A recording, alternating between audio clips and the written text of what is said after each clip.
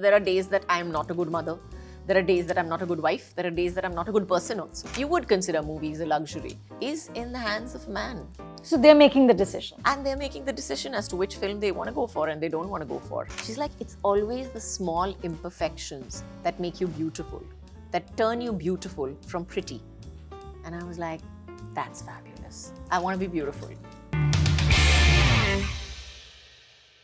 Kajol, it's so lovely to have you back on Film Companion. And congratulations on making your series debut. Now, another comeback. Please, we will not use that word. No, we will not. Yeah, it's yes, a ridiculous definitely. word. But the trial is based on The Good Wife, Right. which was so acclaimed. And you know, a lot of American critics said it was sort of the last great network television show. Right. And in 2016, when it actually ended, there was this long piece in the Washington Post, and they wrote this. I want to read this out to you. They said, dramatic narrative often provides audiences with heroes and villains. The Good Wife instead gave us characters as mixed as most of us are, with ego, selfishness, and greed entwined with our better natures. This show offered differing perspectives on financial, sexual, professional, and spiritual satisfaction. Instead of asking the trite question, can she have it all? This show takes a privileged, talented woman and explores what she really wants, how that is shaped by societal expectations, the limits of what is possible for powerful women, and the moral or emotional compromises that power will require. Very well written. Is the trial aiming for all of this? Yes. Yes? It definitely is. It definitely is. In a different societal structure, of course, because we are an Indian society. Our society, our traditions, our culture is completely different from the Western world. And of course, it came a long time ago. It came in, like you said, the last season was in 2016. Yeah. So it started out much earlier. I don't know. 2007, I think. Yeah. So in 2007 and 2023, there is a vast difference in the world today as we see it. And of course, we've based it in India, where they have the jury system. We don't have the jury system. So there are quite a few differences in the show. But yes, I would say that This is the larger ambition. Yes, that is the larger ambition, and that really is what the show is about. That it is about, it is about choices. The whole show is about choices, and it's about how people, they may say one thing, but if it comes down to it, they will do the thing that they feel is more convenient or more right for them, even though it may be morally ambiguous or morally a question mark. And that's pretty much Noyonika's character. That is pretty much Rajiv Sen Gupta's character, which is her husband. And I think a lot of people on the show, every one of them is put into, certain positions where they may be saying one thing and doing another. And you like some of the characters and you don't like some of the characters. But at the end of the day, they all have this ability to kind of make you sit back and question that, is he really right? I mean, society has said this is wrong, but is it really wrong? So I think we've attained that. I think we've achieved that in this show. And you see it, let me know. Let me know whether that piece, kind of works on our show as well. When you're part of a remake, do you go to the source material or do you approach it on its own terms? Do you just go to the No, definitely script? on its own terms. Definitely on its own terms. But I have seen the original show, and I had seen the original show earlier, long back, which is why one of the first reasons why I was like, oh my God, this is a fantastic show and we have to adapt it. And but yes, you have to see it as its own entity. Yeah. You have to. And I was very insistent that I wanted to hear the script in Hindi with a dialogue draft, so that I know exactly where it's headed. I know exactly what it entails, all of it. So yeah, you have to see it in its entirety and as its own entity. Now, courtroom dramas, especially in India, have the drama really amped up, right? Yeah. We've grown And up how? with Yes. Tariq and all of that. Yeah, and that Correct? big fat gavel that's Order. constantly banged. Correct. Was that fun for you as an actor? Like, do you do a little Honestly, bit of chewing the scenery? No, I'm playing a lawyer in it, so I don't have, and I'm playing, at the beginning of the show actually, I'm playing like almost an intern. So she is like at the beginning stage, She goes back. She goes back. Yeah. So it's that. it's that part of it. That's where we're starting out with. So, but yeah, there are these long monologues and stuff like that. But I think Suparn we had a whole Priya Kamani and Associates on set to tell us that, oh, maybe you should not be dramatizing it like this. And man, they were very sweet, and they kind of told us that, okay, this is the correct format. This is how you should be addressing them. This is, you should stand here, sit here, do this, do that, and, speak like this. This is, and court cases generally, I think Suparna and all that did their research really well. So they went to the Sessions Court, they went to the High Court, and they saw how things were worked out. And what we see on camera, where they see that, these lawyers are mortal enemies of each other and they will never even look at each other in a corridor, all that is like, sometimes they're working together on a case. Sometimes they're working on completely different cases and they meet each other in the courtroom. I mean, they meet each other in the hall instead of, and go to their respective courtrooms to address the matters. So everybody is just on very, very casual and knowing terms. They've shared a drink. They've, had fun, they've chilled, they've talked, discussed their wives, children, and God knows what else, and their dogs with each other. So there is a certain casual, feeling when you're sitting up, even if you're on opposite sides of the table. There is a certain casualness to the conversation that Suparn has definitely brought out. And, made it more of conversational, made it more real than over dramatic and my lord and all that. Yeah.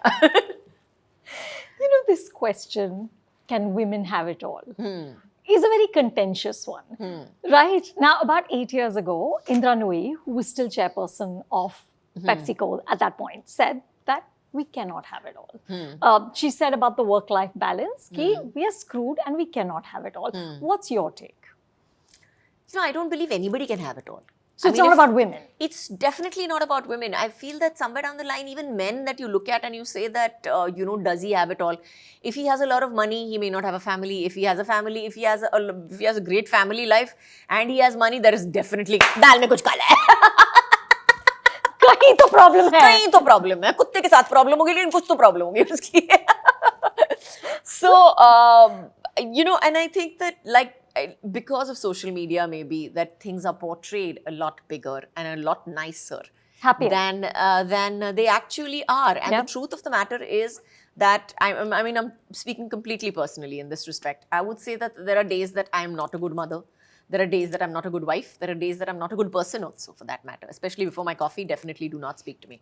So, you choose what, at least I do for sure. I choose where I need to be good on certain days, and I go with that, and I'm fine with it. I think that the balance has to come from within you. Are you balanced as a person? Then your life, up, down, either which ways, whatever it is beautiful the way it is. And like my grandmother used to tell me that, she was called one of the most beautiful women in the world at one point, and she turned around one day and told me, she's like, why I'm beautiful? Because my nose is crooked. And I was like, what does that mean? She's like, it's always the small imperfections that make you beautiful, that turn you beautiful from pretty. And I was like, that's fabulous. I want to be beautiful. I want to be imperfect and I want to be beautiful. And that's life as well. As long as it's imperfect and as long as it's, a little bit broken here, a little bit fixed there, and a little bit unbalanced and falling and all over itself, a little messy and a little emotional. Yeah, that's life. Yeah. And that's beautiful to me. Yeah.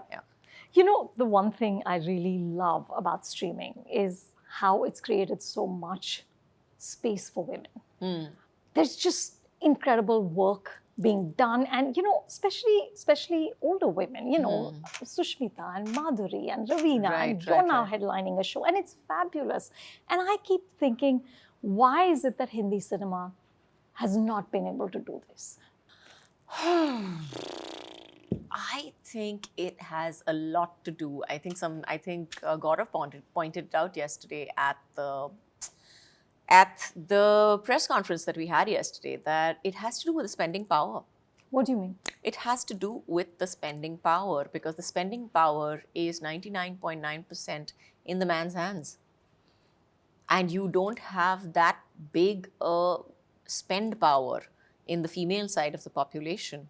They may manage things in the house, etc. But at the end of the day, the spending power to be able to spend on a movie ticket, I'm not talking about the groceries of the house, but I'm talking about the movie ticket and the luxuries of life. You would consider movies a luxury, is in the hands of a man. So they're making the decision. And they're making the decision as to which film they want to go for and they don't want to go for. And like I said, I mean, we've had films which have been women-led, etc. Of course, you've done so many. Of course, yeah. And they've done well as Absolutely. well. But maybe not as well as a film which has a hero in it, leading it, mainlining it. And I really genuinely think it has to do with the economics It's of the pure industry. commerce. It is commerce at the end of the day. I truly believe that. And like you said, I think things are changing. I think the women are coming into their own spending powers. So yes, I think that maybe we should do a Wonder Woman in Hindi and see whether it works as well as, say, I don't know, Bhola. I love it. I love it. Listen, speaking of Bhola, you said in a recent interview that you were talking about the 90s, right? And how much fun it was and the sort of camaraderie that was on set. And you said, I don't think people are having fun anymore. Yeah. they're not. But I met Ajay like a few days before Bhola, okay? And of course, he's not the most expressive person and will not kind of be effusive about his emotions. But the way he talked about working on a stunt for 6 months and what he does to design, and I just felt like, man, this is his joy. Yeah. He's having fun. Yeah. But that's not the kind of fun I was talking about. What kind of fun were you talking about? No, but that is one person's perspective and one person's idea of what he is doing and how well he is doing it. He's having fun.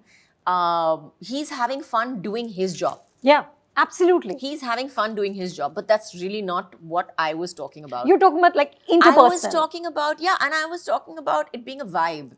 It being a vibe on set. And there is always a vibe on set, when people are at ease, when people are comfortable, when people are chilling and talking and working at the same time. And that used to be how we worked. That used to be every film set. And now it's an occasional film set.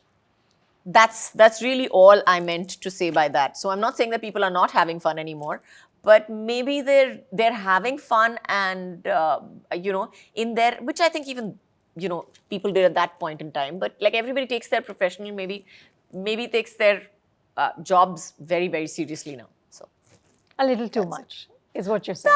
no, I'm not saying that. No, you mentioned my husband now. I have to be kind. Listen, he made his series debut last year with Rudra. Yes, so did you guys absolutely. exchange notes about staying invested in a character for so long? Because it's not the same with a movie. So I think the main difference for an actor from doing a web series to a film is the fact that it takes the same amount to shoot it. So Really? It's about 45 days. It's about 45 days. 45 days to 60 days, 45 days to 60 days. But the problem with it is that in a movie, you have a very clear, the storyline is shorter. So you have a smaller time frame to work from. You remember the story because you remember every part of it clearly. Yeah. When you're doing an episodal series, what happens is that there are 8 episodes. There is so much packed. It's as good as doing 3 films in 45 days. So it's that gets you completely you're a little confused as to, okay, where am I right now? Which episode is this? Is this episode, okay, this is episode 4. Has this happened before this? What we shot yesterday, has that happened? No, that has not happened. Okay, so I can't do this. So it's a completely, it took me also a while to adjust. It's a lot of as an actor, you have a graph in your head that you'll go from here to here. But if you're shooting it in a film, you'll shoot this part of this much of it now. And then you'll shoot that much of it. And then by the end of it, you shoot the in-between points. When you're shooting a series, you're shooting 10% of this, 10% of this, 10% of this, 10% of this, placed in random order. So it becomes a whole mental exercise to figure out exactly where you are, how you fit it all together. So it's that more than the the actual sitting in front of the camera shooting that you're really, really worried about. You know, in that same interview, you also said that acting is not what I wanted to do. I stumbled on it and then figured out I'm good at it. Yeah. Right? I still don't know what I want to do. So are you suggesting that somebody can be as good as an actor as you are without like really having a burning desire to do it? Definitely. Really? You can be fantastic. I am superb at knitting. I'm brilliant at knitting. I'm fantastic at crochet. I'm really brilliant at these things. I love working out. I'm a workout freak. I'm brilliant at these things. But that does not make it my calling. That does not make it my passion in life. And that does not mean that I'm making money out of it. Acting is so damn hard. Acting is hard for some people. For some people, it isn't. I've met some people naturally also. You meet a lot of people who are just natural and who are very, very comfortable in their own skin. And I think I didn't I tell you this? I don't know whether it was an interview with you only. I think I remember saying this to you. That acting is about being completely comfortable making a fool out of yourself. Yeah, and a lot of people are so comfortable doing that each and every day of their lives in completely public spaces. And still, even if, I'm sure if you put a camera in front of them and, taught them how to make it work for them, they would be fabulous at it. But again, not necessarily think that things that can be your calling. So you still don't know what your calling is? Definitely not. And I think I'm far more interesting for it. That's lovely. Someday I'll figure it out. Someday I'll figure it out. And even if I don't, it's okay. But has there ever been a day where, you've had to kind of, you've done this for 30 years, right? 32. 32, right. So how do you stay in love with it? I have fun. I work with people that I like. I do things that I enjoy. And I make sure that the people that I'm working with and the environment that I'm working with, I work with good energy and I work with good people. I have fun what I'm doing. I think of it as my playtime, literally. And do things that actually interest you, that you can work through, that you can use your imagination for, and I think that's really, be creative with it, work through it. And that's really, that's my criteria, I think, for living my life also. But that's so lovely. Fortunately, I am financially stable enough to say that, I enjoy my job. What a blessing. Yeah. What a blessing. Okay, is there any sort of other grand ambition at all right now, or is it one day at a time? No grand ambition. I don't have a bucket list. I really don't. I don't have some checklist that I'm waiting to tick off anywhere. But I've done a lot of work on myself. I am a different person today, and that is a process I will continue with. That is something that I'm working on. You could call it my calling, call it whatever you want, but I'm passionate about it. I want to be the best and highest version of myself. That's so lovely. I know, it sounds very like guru, na? Huh. Bill bhej dena mere ko. You can send me your invoice. Indeed. I'll send you my bill. That's right. And you can, GPay me or whatever. For words of wisdom from Kajol. Absolutely. Hashtags it. Thank you so much, and cannot wait to see everything you do next. Thank you.